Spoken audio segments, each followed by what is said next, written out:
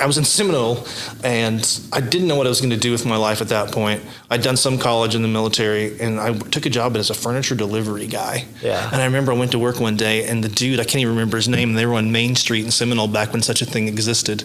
And he called me aside one day. He says, Horton, I'm firing you. I'm like, what? I was like, I thought I was doing a good job. He said, you're doing a great job, but this is not the world for you. Go find a real job. Do something with your life. Go to college. You should not be doing this. You're going to throw your back out, ruin the rest of your life. You're fired. What a hero. I mean, as a kid, I was like, young 20s, I was pissed. Well, I was like, I needed a job, but he did the best thing for me. 100%. So I enrolled in OU the next semester. Okay. And so that, but then. So that got me out of Seminole, which is where I badly needed to be. Yeah. And then, listen, if you like small towns, if that's your experience with them, I get it. Some people love them, and they're meant to be there. I honestly would rather be in jail.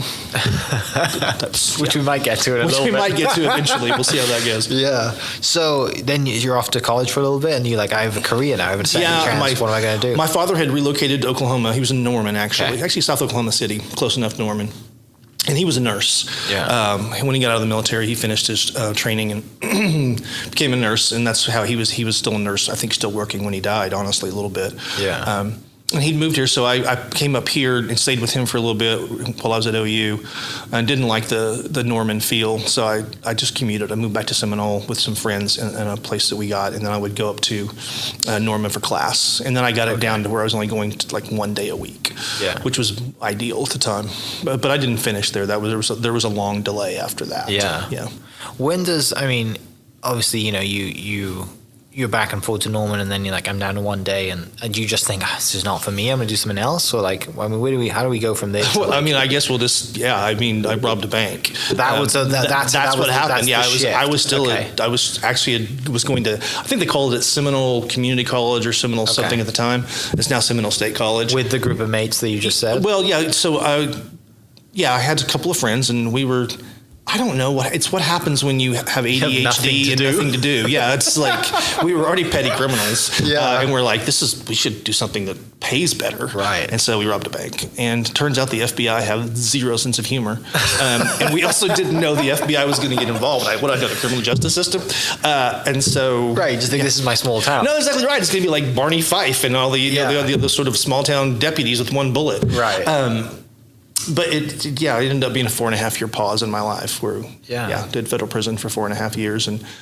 And fortunately... In Oklahoma or not? No, it was federal. So the only federal prison in Oklahoma City at the time was El Reno, and you don't want to go there for any reason. No, we were there 11 days to get processed. And like the first day we were there, this guy got stabbed to death in front of us. And we're just standing there, and this old convict walks up. And you were like mid-20s? Yeah, I was 23.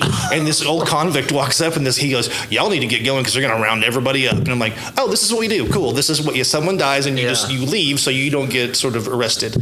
And it was just like, it's one of those moments like when I joined the military and I'm, 17 years old and you show up for basic training and you get there at 10 o'clock at night and the door opens and there's this huge dude and he's like, you're good. I'm like, I'm not good.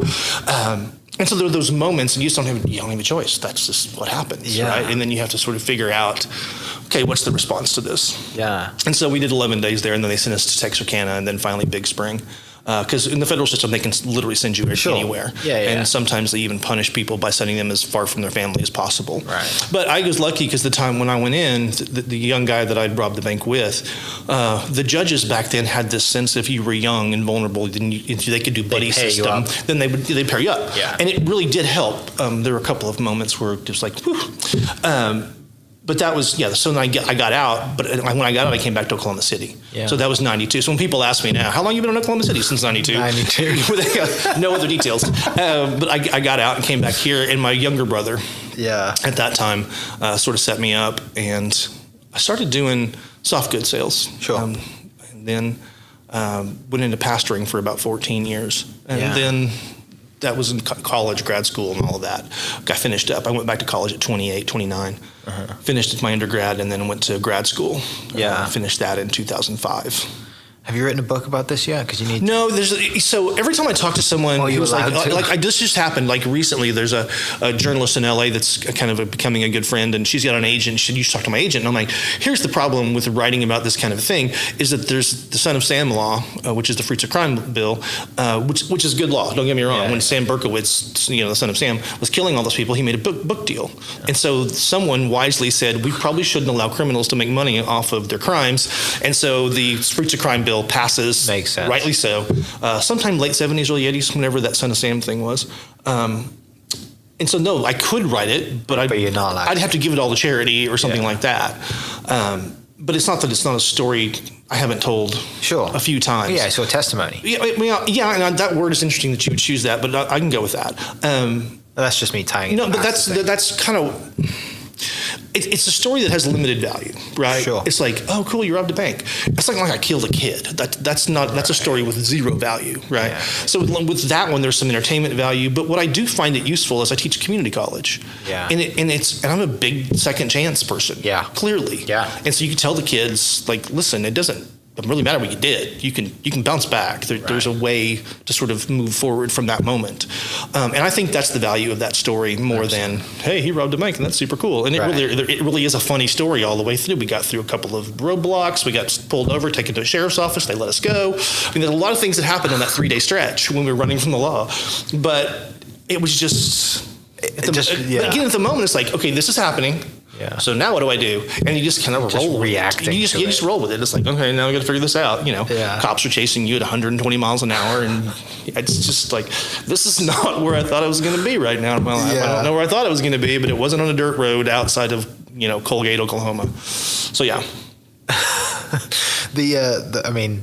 I assume back in that day you weren't getting you weren't live on News 9. It was we actually made USA Today. Okay, yeah. Yeah, no, it was so bad. It was so bad. I felt so horrible for my family. I just it's again, you make a decision and you go with it, and then you realize later on the repercussions. Sure. Right. Yeah. So yeah.